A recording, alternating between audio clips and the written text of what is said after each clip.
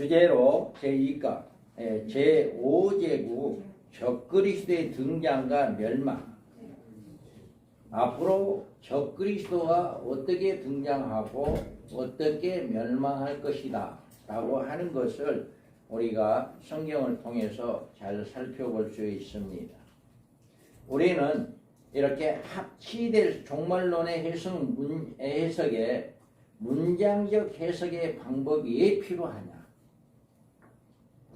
그만 일반적인 해석보다도 문장적인 해석이 필요하는데 그 필요한 이유가 무엇이냐라고 하는 것을 우리가 알 수 있습니다. 여기서 합치될 수 없는 전혀 별개의 이유를 같은 사건의 비유로 오해하기가 쉬운 계시의 경우 합쳐져서는 안 되는데 이게 합쳐져서 이렇게 같은 맥락으로 해석을 하게 된다면 이거는 오류가 생길 수가 있어요. 그래서 이 문제를 문장적으로 잘 해석을 해서 이거를 잘 분별을 해야 한다. 종말론의 종말 계시와 이미 성취된 역사적 사건에 대한 해석의 혼동이 오는 거고 이미 지난 그 사건들을 또 앞으로 일어날 사건들 이런 모든 사건들이 혼선이 오는 거예요. 이럴 때는 성경을 문장적 해석으로 잘 해석을 해야만이 이것이 혼선이 오지 않는다라고 하는 것입니다.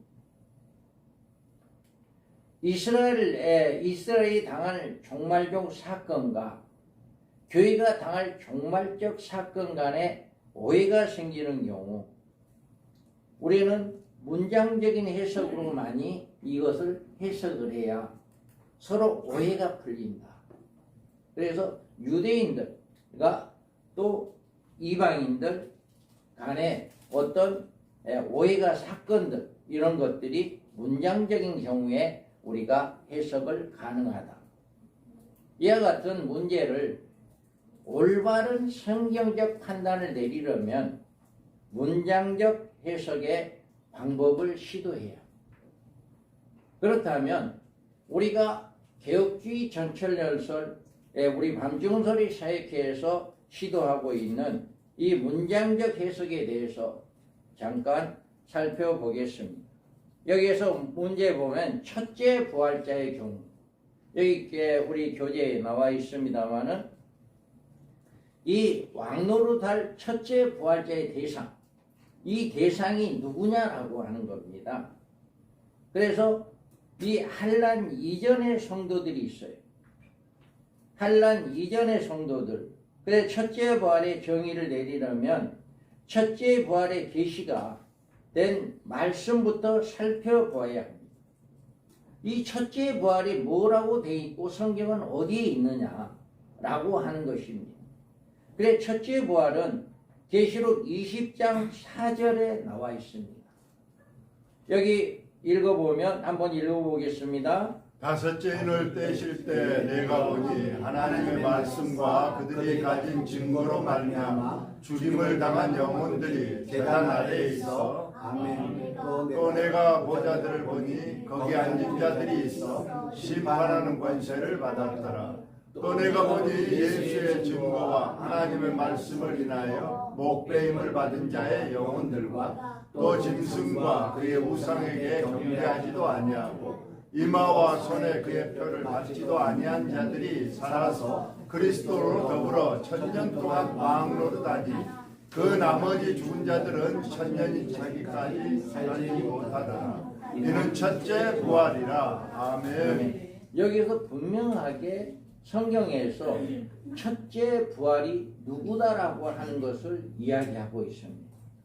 그 여기 첫째 부활의 대상자는 두 종류의 성도들로 나와 있습니다. 그래서 목배임을 당한 영혼들은 복음을 증거하다가 죽은 영혼들을 이야기하는 것이고 그 다음에 또 다른 종류의 첫째 부활자는 누구냐라고 하는 것을 여기에서 짐승과 그의 우상에게 경배하지 아니하고 그들의 이마와 손에 표를 받지 아니한 자들이 살아서라고 분명하게 이야기하고 있습니다. 이들은 한 일의 언약이 이루어지고 1260일 동안 복음을 증거하고 죽임을 당했다가 살아난 사람들을 이야기하고 있습니다. 그래서 복음을 증거하다가 죽은 영혼들과 한 일의 언약이 이루어져서 1260일 동안 사명을 감당하고 순교됐다가 살아난 자들이 바로 첫째 부활자이다라고 하는 것을 성경에서는 이야기를 해주고 있습니다. 그래서 여기에서 보면 다음에 여기에서 짐승의 표를 받지 않는 성도들이다 이렇게 이야기합니다. 자, 우리가 계시록 6장에 보면 6장 11절에 저희 동무종들과 형제들도 자기처럼 죽임을 받아 그 수가 차기까지 하라.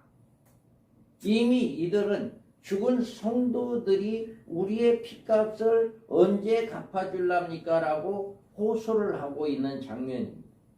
그들 때 하나님께서는 이렇게 너희 동무종들과 형제들도 너네들처럼 죽임을 받은 수가 찰 때까지 하라라고 하는 것은 또다시 죽을 사람이 있다라고 하는 순교자들이 있다라고 하는 것을 분명하게 명시를 해주고 있습니다.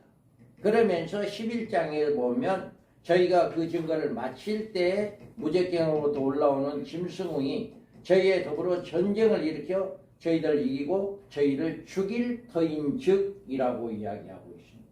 이들이 바로 한 일의 언약이 이루어지고 난 다음에 1260일 동안 복음을 증거하고 죽임을 당한 자들이다 라고 하는 것을 우리는 잘 알 수가 있습니다. 그래서 이 첫째 부활자가 누구냐라고 하는 것이 명시돼 성경에서 분명히 밝혀주고 있는데 이들은 순교자들이다 라고 하는 것이 분명히 이야기를 해주고 있습니다. 그 다음에 우리가 여기에서 보면 나를 믿는 자는 죽어도 살겠고 라고 이야기하는데 여기서 바로 이제 살아난 자들을 이야기하고 있습니다. 로마서에 보면 그리스도께서 죽으셨다가 다시 사셨으니 라고 이야기한 것처럼 복음을 증거하고 첫째 부활자들이 다시 살아나는 이런 사건이 일어나게 된다라고 하는 것입니다.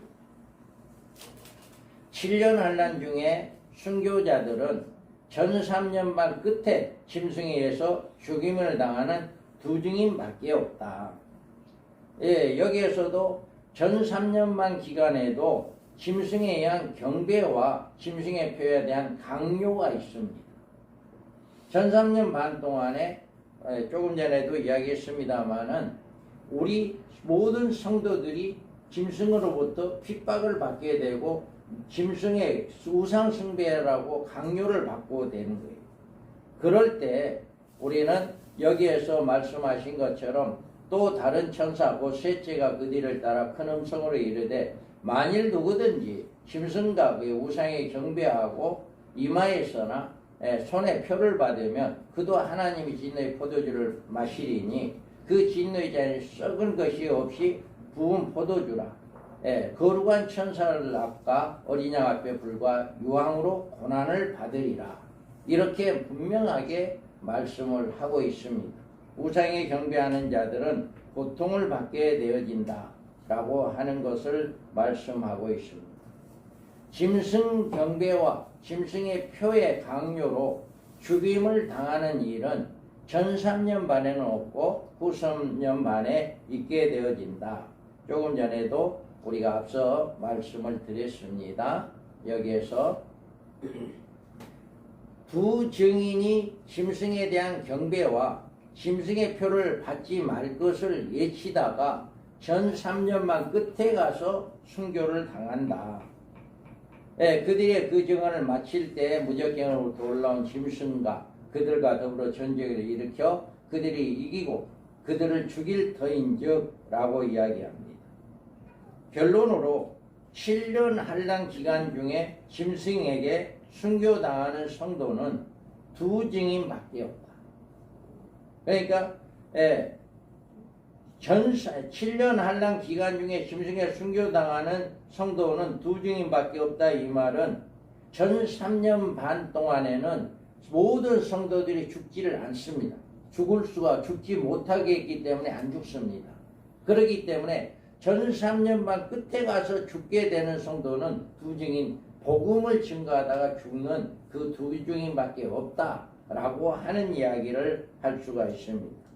이들은 계시록 20장 4절에 나오는 또 짐승과 그의 우상이 경배하지 아니하고 그들의 이마와 손의 표를 받지 않은 자들이 살아서 이렇게 난 자들이다. 이들이 바로 순교자들인데 그들의 수가 14만 4천이다 라고 하는 것을 성경에서 이야기하고 있는 것입니다. 그러면 우리가 두 번째로 보면 그 나머지 죽은 자들의 경우는 그럼 어떻게 되냐라고 하는 것을 우리가 성경을 살펴보면 그 나머지 죽은 자들은 천년이까지 차기까지 살지 못하더라. 이렇게 그러니까 첫째 부활자 외에는 천년이 차기까지는 살지 못한다. 부활하지 못한다라고 하는 것이 성경에서는 명시되어 있습니다.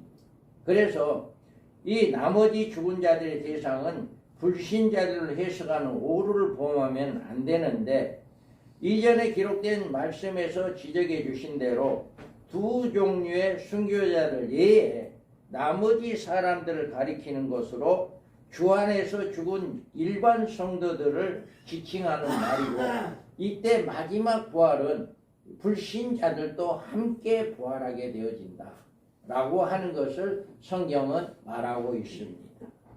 그러면 우리가 부활의 순서를 우리가 한번 살펴보겠습니다. 부활의 순서 고린도전서 15장 22절에서 26절을 읽어봅니다. 아담 안에서 모든 사람이 죽은 것 같이 그리스도 안에서 모든 사람이 삶을 얻으리라. 그러나 각각 자기 차례대로 되니 먼저는 첫열매인 그리스도요 다음에는 그가 강림하실 때 그리스도에게 속한 자요 그 후에는 마지막이니 그가 모든 통치와 모든 권세와 능력을 멸하시고 나라를 아버지 하나님께 바칠 때라. 아멘. 여기에서 첫 열매인 그리스도요 라고 이야기합니다. 그 다음에 그가 강림하실 때 그리스도에 속한 자다. 첫 열매인 그리스도고 그가 강림할 때 그리스도에 속한 자가 누구냐라고 하는 것을 이야기하고 있어요. 그 속한 자는 바로 조금 전에 말씀했던 계시록 20장의 4절 5절에서 나온 하나님의 말씀을 증거하다 목배임을 당한 영혼들 그리고 짐승과 우상에 경배하지 아니하고 그들의 이마와 손에 표를 받지 아니한 자들이 살아서 그들이 1260일 동안 복음을 증거하고 죽었다가 살아남으로 말미암아 이들이 바로 그들이 그리스도에 속한 자들이다 라고 하는 것을 이야기하고 있습니다. 그 다음에 세 번째로 그 후에 마지막이니 그가 모든 통치와 모든 권세와 능력을 멸하시고 나라를 아버지 하나님께 바칠 때다 라고 이야기하고 있습니다. 바로 그 말씀이 바로 이렇게 그 나머지 죽은 자들이 천년 동안 천년이 차기까지 살지 못하더라. 이는 첫째 부활이라 라고 이야기하는 첫째 부활자들 외에 모든 자들은 마지막 부활로 부활을 하게 된다 라고 하는 것을 성경은 이야기를 하고 있습니다. 여기 고린도전서 15장 25절 24절에 그 후에 마지막이니 그가 모든 통치와 모든 권세와 능력을 멸하시고 나라를 아버지 하나님께 바칠 때다. 이게 바로 천년왕국이 끝나고 난 다음에 이 모든 통치가 끝나는 이때를 이야기하고 있습니다. 계시록 20장 11절 또 내가 크고 흰부자와 그의 앉으신 이를 보니 땅과 하늘이 그 앞에 피하에 간데 없더라. 이와 같이 천년왕국이 끝나고 난 다음에 이야기를 합니다. 그래서 선한 일을 행한 자는 생명의 부활로 악한 일을 행한 자는 심판의 부활로 나온다.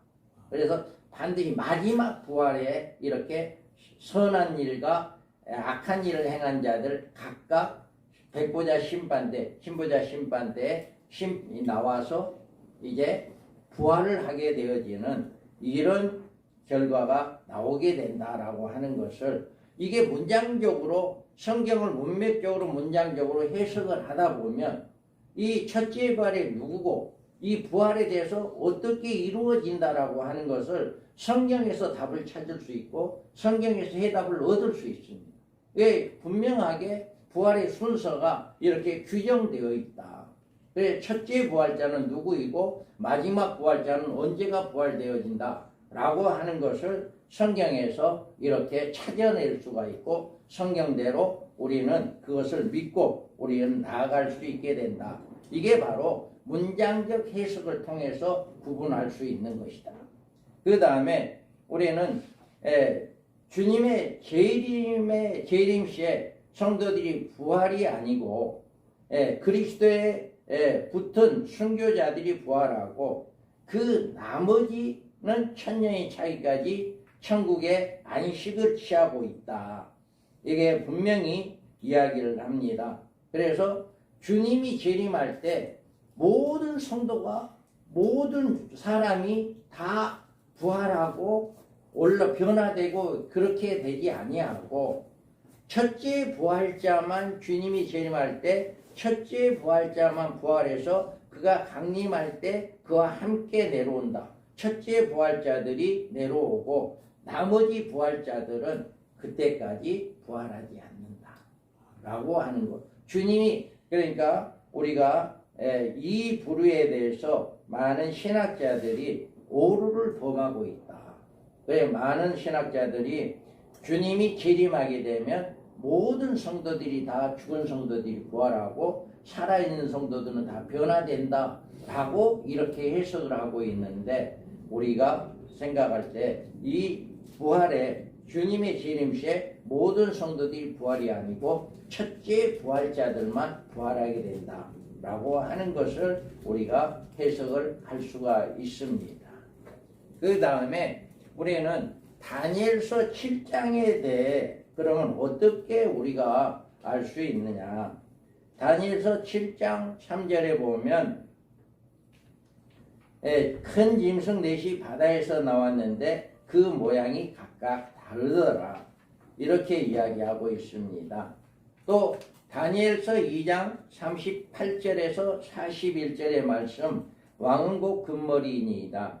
왕은 뒤이어 왕보다 못한 다른 나라가 일어날 것이요 셋째로 또 녹같은 나라가 일어나 온 세계를 다스릴 것이요 넷째 나라는 강하기가 새 같으리니 새는 모든 물건을 부서뜨리고 이기는 것이라. 새가 모든 것을 부수는 것 같이 그 나라가 문 나라를 부서뜨려 찍을 것이며 라고 이야기를 하고 있습니다.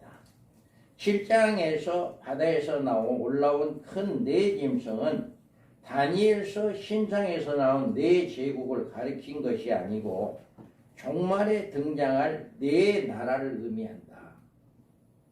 그래서 우리는 여기에 7장에 나와 있는 말씀과 2장에 나와 있는 이 말씀이 같이 혼합돼서는 안 되는 말씀인데 혼합을 시켜서 같이 해석하는 이런 경우가 있는데 이것은 아니다라고 하는 것입니다. 그래서 다니엘서 이렇게 다니엘서 7장 7절에 보면 내가 밤 한상 가운데 그 다음에 본 넷째 짐승은 무섭고 놀라우며 또 매우 강하며 또 새로 된 큰 이가 있어 먹고 부서뜨리고 그 나머지 발로 밟았으며 이 짐승은 전에 모든 짐승과 다르고 또 10뿔이 있더라. 아멘. 이와 같이 이런 사실은 넷째 짐승이 먼저 나온 새 짐승과 동일한 시대에 활동하고 네 번째 짐승이 나머지 새 짐승을 굴복시키는 사실을 분명히 이야기를 해주고 있어요. 그래서 여기에서 보면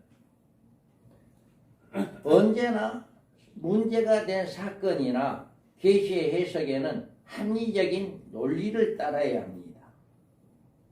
그리고 성경 해석에는 언제나 본문에 철저하면서도 본문 전후 좌우의 맥을 바르게 연결시켜야 한다.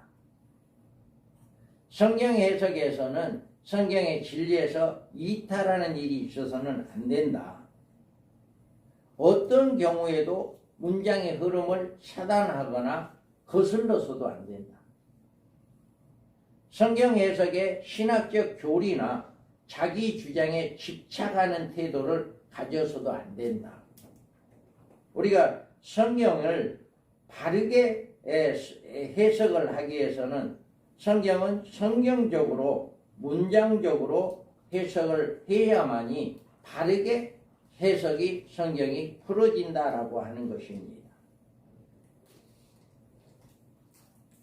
그래서 우리가 여기에서 보면 이사야서 34장 16절에 보면 너희는 여호와의 책에서 찾아 읽어보라. 이것들 가운데 빠진 것이 하나도 없고 제짝이 없는 것이 없으리니 이는 여호와의 입이 이를 명령하셨고 그의 영이 이것들을 모으셨습니다. 그래서 우리는 이와 같이 성경의 난해한 문제들을 문장적 해석으로 성경에서 답을 찾아 해석하여야 오류가 없이 바른 해석을 할 수 있다라고 하는 것을 우리가 볼 수가 있습니다. 그러면 이렇게 우리는 다니엘서 2장과 7장과 9장의 계시를 연결을 우리가 한번 보면 그래서 다니엘서의 유대인들의 소망인 메시아 왕국 도래에 대한 종말적 계시인데 바벨론으로부터 메시아 왕국까지는 총론입니다. 그래서 2장에 보면 다니엘의 이제 총론으로 2장에 여기에서 보면 바벨론이 나옵니다. 금머리. 그의 머리는 정금이요. 다음에 메데바사. 가슴과 두 팔은 은이요. 라고 이야기합니다. 헬라. 녹과 넓적다리. 배와 넓적다리는 노시오. 라고 이야기해요. 그리고 그 새와 종아리는 세오라고 이야기하는데 이것이 바로 노마를 이야기하는 것입니다. 그리고 그 발은 얼마간에 세오 얼마의 진흙이었나이다. 또 왕이 보신즉 손에 대지 아니한 돌이 나와서 신상의 새와 진흙의 발을 쳐서 부서뜨리고 라고 이야기해요. 여기에서 새와 진흙의 발이 네 바람의 열 왕때에 일어나는 사건이다. 그래서 우리는 장차의 기간을 거치고 난 다음에 이 네 바람의 열왕의 때 새와 진흙의 발이 활동하는 그런 시대가 오게 된다라고 합니다. 그래서 손대지 아니한 돌이 나와서 심판을 하게 되어지는 이런 사건들이 일어나게 된다.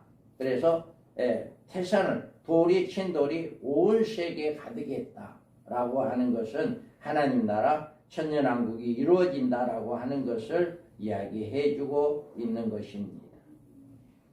자, 우리가 여기에서 보면 7장에서 우리가 살펴보면 7장에서는 여기에서 메시아 초림이 일어납니다. 그래서 이 장차의 기간이 지나고 난 다음에 큰 짐승 넷이 바다에서 나왔다. 큰 짐승 넷이 바다에서 나왔는데 여기에 첫째는 사자 같다. 그리고 둘째는 곰과 같다. 그리고 곧 포병과 같고 그 다음에 무섭고 놀라운 작은 불을 이야기합니다. 그래서 이들이 열왕 때 일어난 일. 그러니까 7장에서 나온 문제는 2장에서 나온 금머리 금 신상에 대해서 나온 그 말씀과 결부해서는 안 되고 이렇게 열불로 인해서 앞으로 열불에 의해서 일어나는, 그래서 열불이 있고 작은 불이, 그 중에 셋을 장악해서 이제 하나로 왕이 되는 이 작은 불이 나옵니다.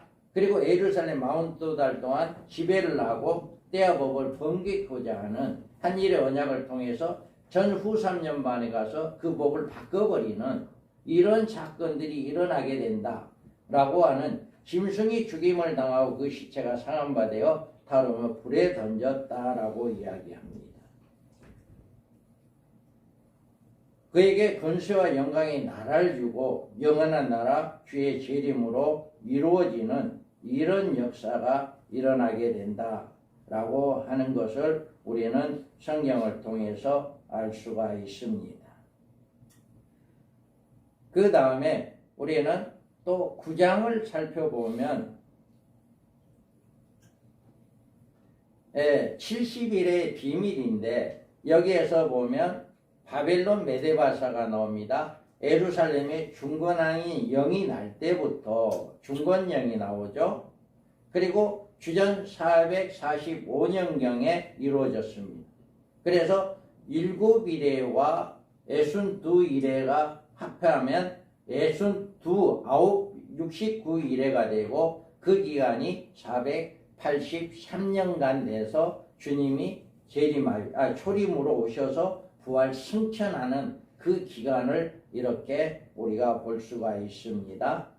그 다음에 메시아 초림과 기름 부음에 이제 끊어져 없어지는 그 기간이 69일의 기간이다. 그리고 지금 우리가 살고 있는 기간은 여기에서 말하는 끊어져 없어질 것이며, 예수님이 부활 승천하고 난 다음에 장차라고 하는 이 말씀이죠. 이 장차, 앞으로 지금 우리가 살고 있는 이 시대는 바로 장차라는 시대에 우리가 살고 있고, 짐승이 등장합니다. 한 왕의 백성이 와서 앞으로 한일의 언약이 이루어지는 짐승이 나오게 되고, 그래서 한 왕이 왔다라고 합니다. 그래서 그가 한일의 동안, 그가 장차 많은 사람들과 더불어 한일의 동안에 언약을 굳게 맺고, 이 짐승이 나와야만이 한일의 언약을 맺게 되고, 그 한일의 언약을 통해서 인류가 통치되어지는 이런 역사가 일어난다. 그래서 그때 후 3년 만에 들어가서 제사와 예물을 금지할 것이다. 이렇게 적그리스도가 나오게 되면, 이렇게 처음에는 유대인들이 다 메시아인 줄 알고 그들을 영접했지만 전 3년 만이 끝나고 제사를 폐하버림으로 이가 우리가 기다리는 메시아가 아니구나라고 하는 것을 깨닫게 되어지는, 바로 제사와 예물을 금지하는 이런 사건들이 일어나게 된다. 그래서 짐승의 심판이 진노가 항폐하게 대하는 자에게 쏟아지리라 하였느니라. 이와 같이 9장에서는 짐승이 등장하고, 그로 인해서 이렇게 통치가, 한일의 언약이 이루어지고 통치가 이루어지는 그의 세계가 일어나지만, 주님이 재림함으로 말미암아 그가 완전히 멸망되는 이런 사건이 9장, 다니엘서 9장에서는 나오고 있다라고 하는 것을 우리는 알 수가 있습니다. 자, 우리 한번 읽어볼까요? 바벨론 사사로 왕은 다니엘이 그의 침상에서 꿈을 꾸며 머릿속으로 환상을 하고 그 꿈을 기록하며 그 일의 대략을 진술하니라.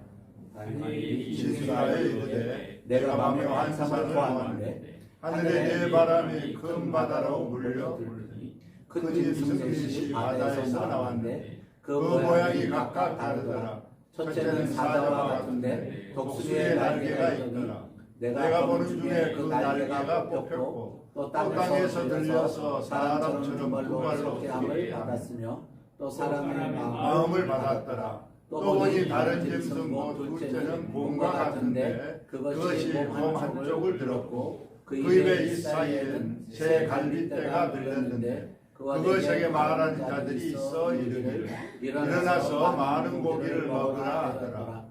그 후에 내가 또 본즉 다른 짐승 곧 표범과 같은 것이 있는데 그 등에는 새의 날개수 있고 그 짐승에게 또 머리 넷이 있으며 권세를 받았더라. 내가 밤한 산 가운데 그 다음에 본 넷째 짐승은 무섭고 놀라우며 또 매우 강하며 또 새로 된 큰 이가 있어서 먹고 부서뜨리고 그 나머지를 발로 밟았으며 이 짐승은 전에 모든 짐승과 다르고 또 열 뿔이 있더라. 아멘. 아멘. 자, 우리가 7장에서는 7장 1절에 말씀해 주고 있는 대로 바벨론 왕 벨사살 언년에 일어난 이상의 기술이다 라고 이렇게 이야기합니다. 이 같은 이상은 다니엘의 꿈에 나타난 한 상에 기록됩니다. 이때는 주전 553년에서 556년경으로 보는데 다니엘의 처음 2장에서 느부갓네살 왕에게 해석해 준 꿈의 이상을 본 후 약 50여 년이 지난 이후의 시기를 말하게 됩니다. 그래서 다니엘서에서 7장은 많은 논쟁을 일으킵니다. 7장의 요지는 바다에서 올라온 네 바람을 상징된 네 짐승에 관한 것인데 이 네 짐승이 2장에서 나오는 역대 제국들이냐 아니면 인류 종말에 등장할 열국들이냐 하는 문제가 되는 것입니다. 그래서 여기에서 보면 이것을 해석을 하기 위해서는 첫째는 사자와 같다 라고 이야기합니다. 그리고 둘째는 곰과 같고 셋째는 표범과 같다라고 이야기를 해요. 그리고 그 다음에 본 넷째는 무섭고 놀라우고 매우 강하며 또 새로 된 큰 이가 있어 먹고 부서뜨리고 그 나머지 발로 밟았으며 이 짐승은 전에 모든 짐승과 다르고 또 10뿔이 있더라. 여기에서 부합적으로 10뿔이 있더라 라고 이야기를 해주고 있습니다. 그래서 작은 뿔이 먼저 그 뿔 중에서 셋이 있는데 여기에서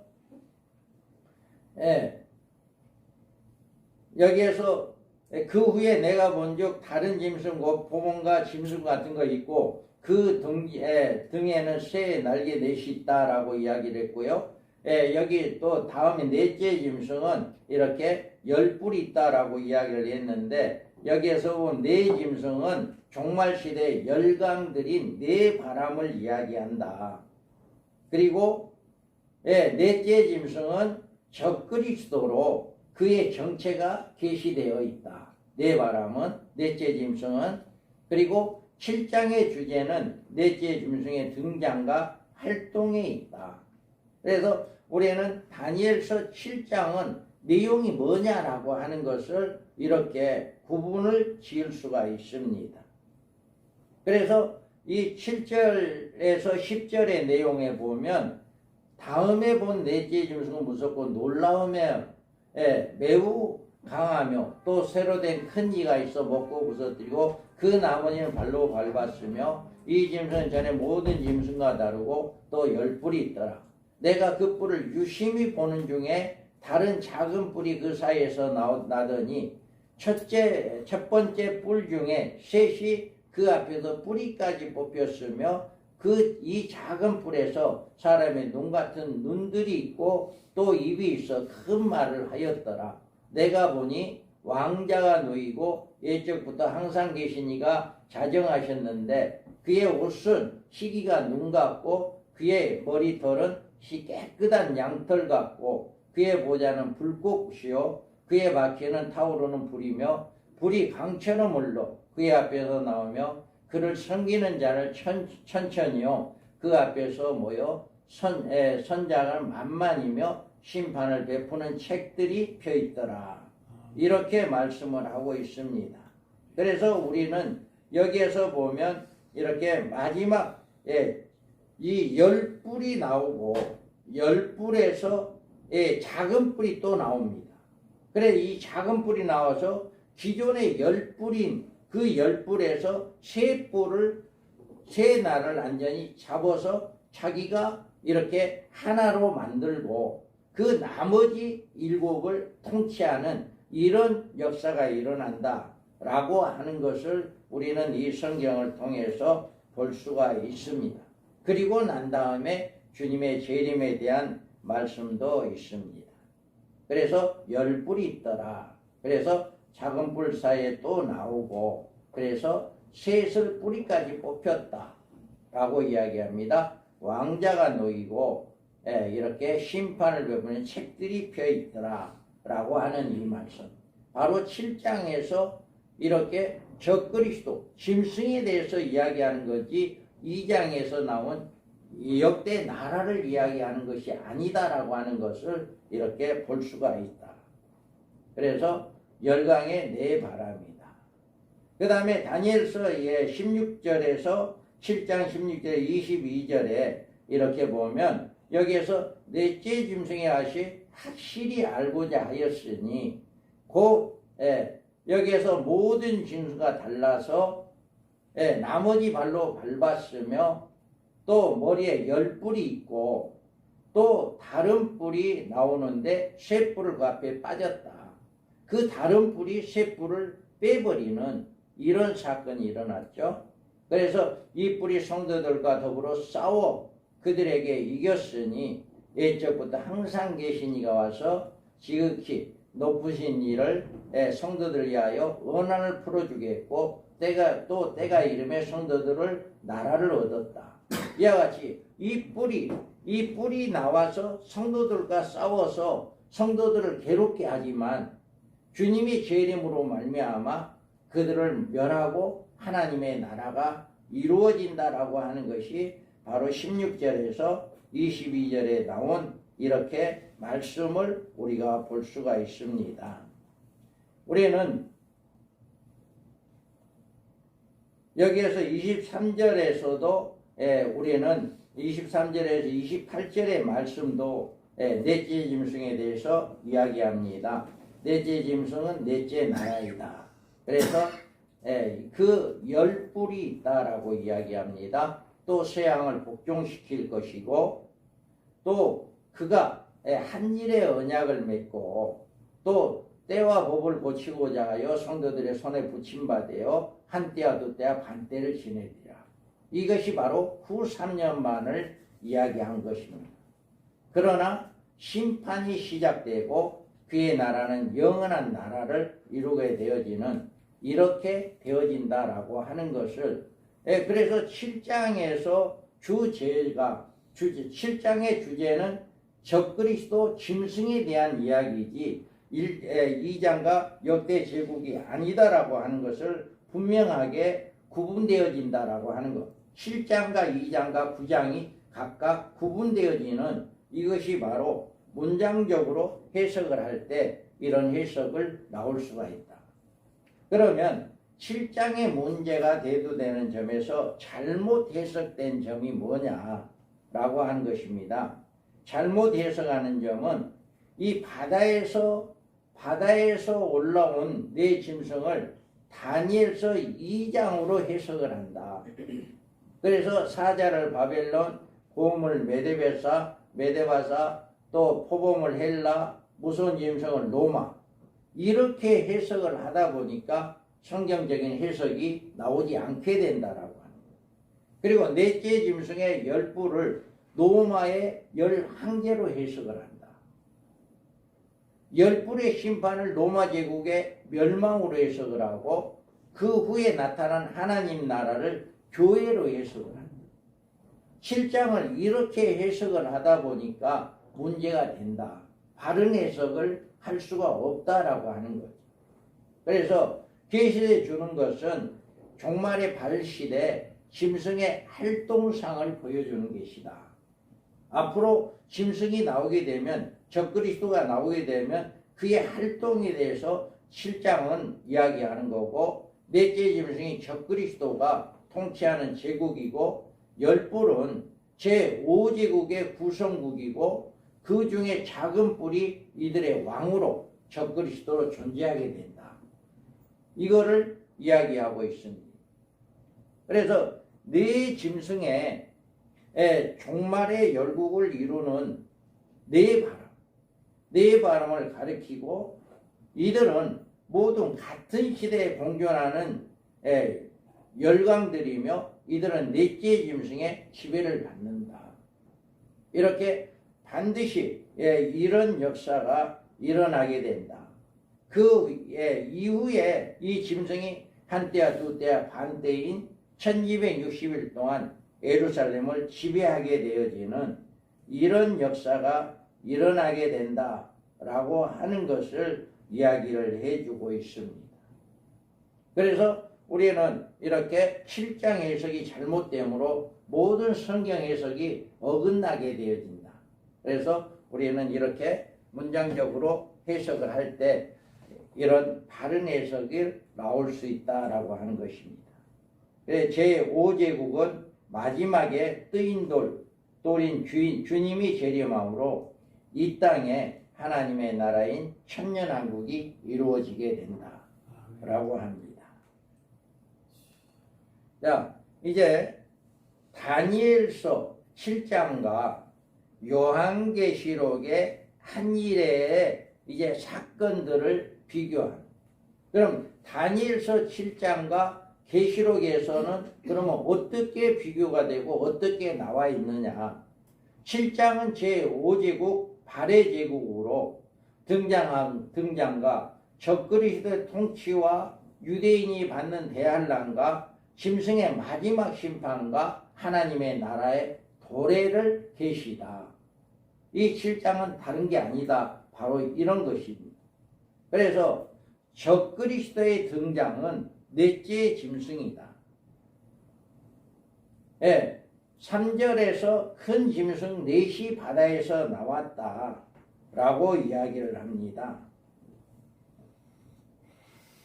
그리고 계시록 13장에 보면 내가 보니 바다에서 한 짐승이 나오는데 이렇게 다니엘서 7장과 계시록과 같이 매치가 되어지는 연결이 되어지는 이런 말씀입니다. 그리고 다음에 본 넷째 짐승은 무섭고 놀라우고 또 극히 강하고 또 큰 이가 천리가 있어 먹고 부서뜨리고 발로 밟았다 라고 이야기합니다. 내가 본 짐승은 포문과 비슷하고 그 발은 곰의 발 같고 그의 입은 사자입 같고 용이 자기의 능력과 보좌와 권세를 그에게 부었더라 라고 이야기하고 있어요. 이와 같이 우리는 적그리스도의 등장이 바로 넷째 짐승으로 계시록 13장에 또 연결이 되어지고 있습니다. 동일 시대에 등장 활동하는 네 짐승에 대해서 우리는 살펴볼 수가 있습니다. 7절에 보면 7절에 그 나머지를 발로 밟았다라고 이야기합니다. 그래서 그 남은 모든 짐승은 그 권세를 빼앗겼다. 계시록 13장에 보면 또 짐승이 큰 말과 참난데 말하는 입을 받고 또 42달 일할 권세를 받았다. 이와 같이 다니엘서와 계시록이 매치가 되어지는 말씀입니다. 열불과 열불의 왕으로 나오는 짐승입니다. 그래서 열불이 있고라고 했는데 그 열불은 이 나라에 일어날 열왕이요 그 후에 또 하나가 일어나리니 라고 이야기합니다. 내가 보던 열불은 열왕이니 저희가 한 뜻을 가지고 자기의 능력과 권세를 짐승에게 주더라. 이렇게 계시록 17장에서 12절에도 이렇게 열불이 나오고 그 열불이 이제 모든 권한을 짐승에게 주는 이런 말씀이 나오고 있습니다. 그 후에 3년 반, 후 3년 반 동안 유대인의 핍박에 대해서도 이렇게 나옵니다. 다니엘서 7장 25절에 보면 그가 장차 말로 지극히 높으신 자의 성도를 괴롭게 할 것이며 그가 또 때와 법을 고치고자 할 것이며 성도는 그의 손에 붙임바 되어 한때와 두때와 반때를 지내리라. 이게 바로 유대인들 후 3년 만에 들어가서 유대인들 또 이방인들의 남은 자들이 핍박을 이렇게 받게 되어진다. 라고 이야기하는데 마태복음에서도 이는 그때 큰 환난이 있겠습니다. 창세로부터 지금까지 일어날 난은 없었고 후에도 없으리라. 마지막 인류 종말에 적그리스도가 나타나서 후 3년 만에 당하는 환난은 인류 종말에 더 이상 없는 최후의 환난이 온다 라고 하는 것을 잘 이야기해 주고 있습니다. 스가랴서도 여호와의 날이 이르리라. 그날에 내 재물이 약탈되어 내 중에서 나누리라. 내 열국을 모아 예루살렘과 싸우게 하리니 성읍이 함납되며 가옥이 약탈되며 부녀가 욕을 보며 성읍 백성이 절반이나 사로잡혀 가려니와 남은 백성은 성읍에 근처 지지 아니하리라. 이와 같이 심판이 있음을 말씀을 해주고 있습니다.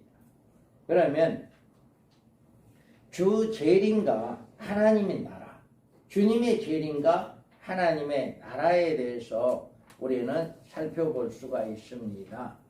여기에서 보면 인자 같은 이가 하늘의 구름을 타고 와서 그에게 권세와 영광과 나라를 주고 라고 이야기합니다. 계시록 11장 15절에 보면 7개의 천사가 나팔을 불며 세상 나라가 우리 주와 그 그리스도의 나라가 되어 그가 세세토록 왕노릇하리라. 이와 같이 주님이 재림하게 되면 왕노릇하게 되어진다라고 하는 것을 성경에서 말씀을 해주고 있습니다. 다니엘서 7장에서도 예적부터 항상 계신 이가 와서 지극히 높으신 자의 성도를 위하여 신원하셨고 때가 이름에 성도가 나라를 얻었더라. 이렇게 말씀을 하고 있습니다. 그 다음에 우리는 짐승의 심판과 천년왕국이 어떻게 이루어지느냐라고 하는 것을 우리가 살펴볼 수가 있어요.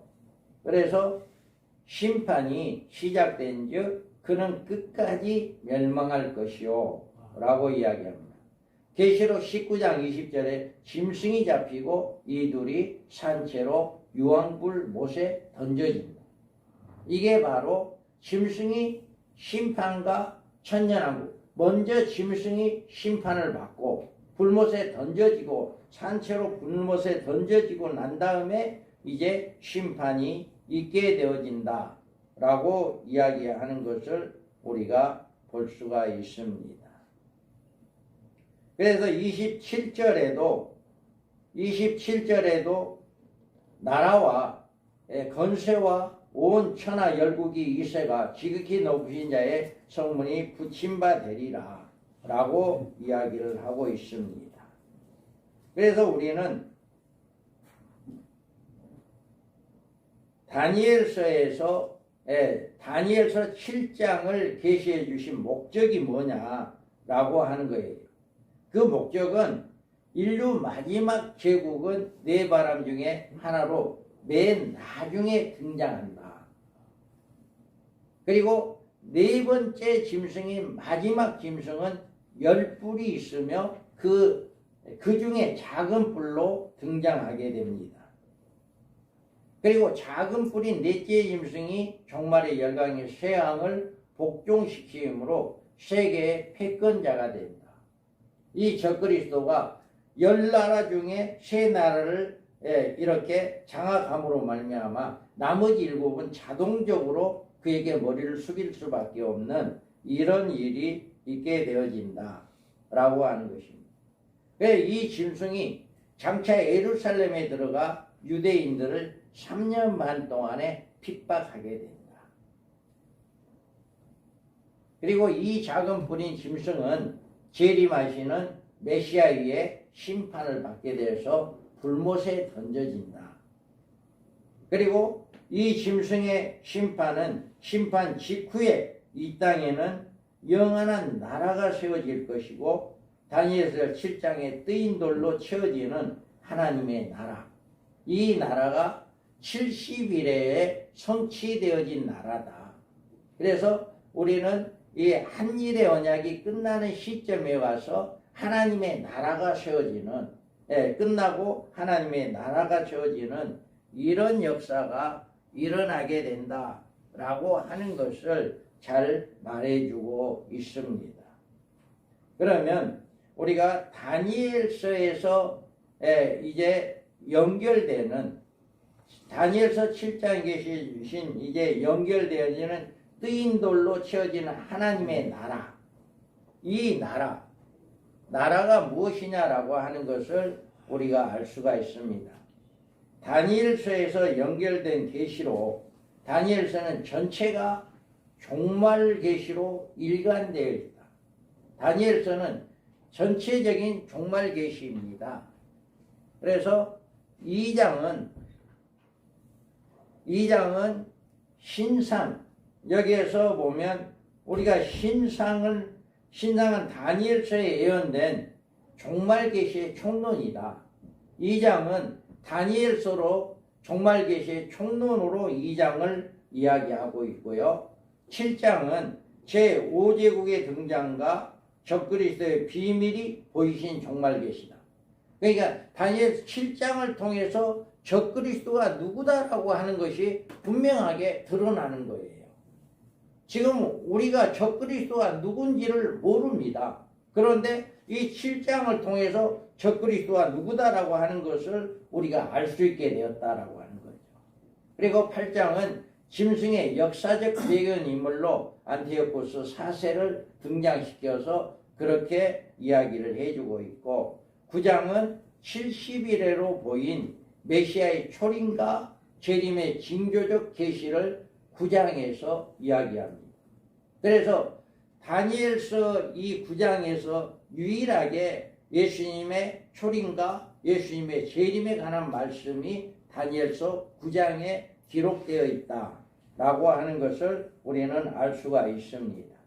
11장은 바벨론의 멸망부터 유브라데 전쟁까지 역사적 배경이 11장에 나와 있고요.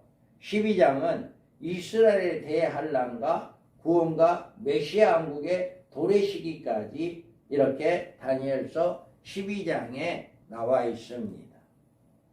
이렇게 나머지 1장과 3장, 4장, 5장, 6장, 10장은 다니엘의 행적과 계시의 역사적 배경을 이렇게 이야기를 해주고 있다. 그래서 다니엘서 7장은 유대인들에 주신 장차될 일, 한때와 두때와 반때의 대환란의 계시가 되는 것입니다. 그래서 다니엘서는 유대인들에게 주신 다니엘 계시록이다.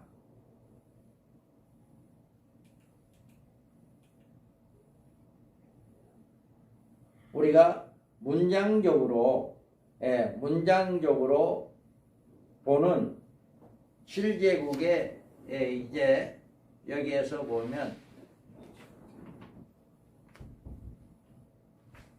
문장적으로 7제국으로 7장의 전체 윤곽을 한번 살펴보도록 하겠습니다. 그래서 제1제국 바벨론이죠. 메데바사고 헬라고 노마고 이제 작은 뿔이 등장합니다. 제5제국이. 그리고 여기 작은 뿔에서 장차의 기간이 지난 후에 등장한다. 지금 우리가 살고 있는 것은 장차의 기간이고 이 기간이 지난 후에 등장한다. 그래서 지중해를 중심으로 네 바람의 시대가 일어나게 된다라고 이야기합니다. 왜 여기에서 다니엘서 7장 1절에 7절에 보면 이렇게 네 바람이 일어나게 되는데, 첫째 사자, 둘째 곰, 셋째 포범, 넷째 무섭고 놀라운 열불이 있다라고 이야기합니다. 그러면서 계시록 9장 14절에도 나팔 가진 여섯째 천사가 말을 큰 강 유브라데 결박한 네 천사를 놓아주라며 네 천사가 놓였으니 그들이 그 연월 일시에 이르러 사람 3분의 1을 죽이기로 준비된 자들이더라. 이와 같이 말씀을 하고 있습니다. 그래서 제2제국은 네 바람 중 마지막 바람이 등장하는, 내가 밤 이상 가운데 그 다음에 본 넷째 짐승은 무섭고 놀라우고 또 극히 강하고 큰 천리가 있어 먹고 부서뜨리고 그 나머지 발로 밟았으며 이 짐승은 전에 모든 짐승과 다르고 또 10뿔이 있더라. 이렇게 이야기합니다. 7절에서도 17장 계시록 17장 7절에서도 이렇게 이야기를 하고 있습니다. 10뿔 가진 짐승을 이야기하고 10뿔은 열왕이고 아직 나라를 얻지 못하였으나 다만 짐승이 더불어 임금처럼 건세를 한동안 누리더라. 분명하게 이렇게 말씀을 하고 있습니다. 그리고 적그리스도는 이 제국의 왕으로 이들 중 작은 뿔이다. 저희가 한 뜻을 가지고 자기의 능력과 권세를 짐승에게 주더라. 앞으로 전 인류가 적그리스도와 하나가 되어지는 이런 사건이 일어나게 된다라고 하는 것을 말하고 있습니다. 그 다음에 작은 뿔이 10뿔에 형성하고 또 새 양을 복종시킨다. 이와 같이 앞으로 10뿔의 형성이 되었는데 그 10뿔 중에 새 나라가 완전히 없어지고 하나가 되어지는 이런 사건이 일어나게 된다면 그때는 바로 짐승의 통치 시대가 왔구나 라고 하는 것을 우리가 알 수가 있습니다. 이렇게 적그리스도는 하나님을 대적하는 자로 활동합니다. 때와 법을 번개케 한다. 유대인들의 율법의 규례를 폐하게 되어지는 이런 역사가 일어납니다.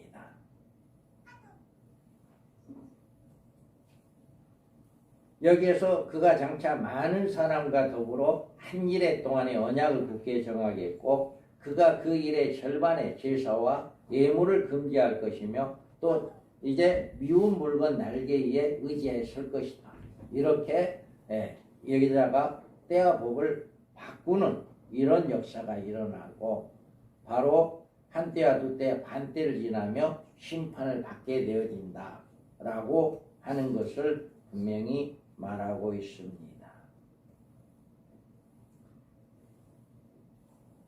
우리가 결론적으로 이 한 일회가 채워지면 이 땅에 하나님 나라인 메시아 왕국이 채워진다 라고 하는 것을 우리는 알 수가 있습니다. 이와 같이 우리가 여기에서 문장적으로 본 7장 해석은 우리는 이렇게 해석을 하고 있습니다. 그래서 이 7장이 역대 제국이 아니고 앞으로 되어질 나라, 앞으로 있어질 나라에 대해서 적그리스도의 활동에 대해서 이야기하고 있다라고 하는 것을 잘 보여주고 있는 것입니다.